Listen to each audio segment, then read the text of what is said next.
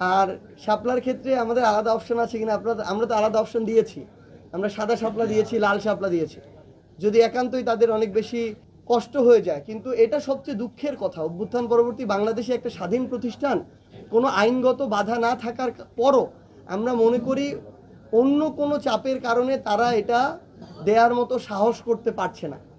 এটা তাদের জায়গা থেকে আমরা মনে করি যে তাদের এটা একটা বড় ব্যর্থতা, যে এইটুকু সাহস তারা দেখাতে পারছে না ওই জায়গায়।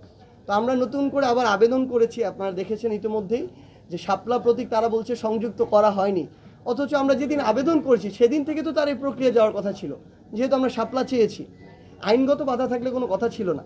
হ্যাঁ, হতে পারে কোনো ব্যক্তির থেকে, গোষ্ঠীর থেকে, দলের থেকে, এজেন্সির থেকে, এটা হতে পারে, এটা তারা ভালো বলতে পারবে। কিন্তু আমরা মনে করি এরকম একটা কিছুর কারণেই হয়তো তারা এটা দিতে পারছেন না। এই সীমাবদ্ধতা তাদের নিজেদেরই কাটিয়ে ওঠা উচিত।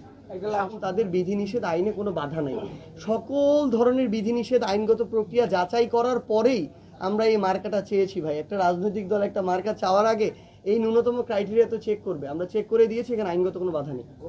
গণ অধিকার পরিষদ এবং এনসিপিতে আসার বিষয়ে তাদের পজিটিভ একটা চিন্তাধারা রয়েছে, আমরাও এই বিষয়ে পজিটিভ।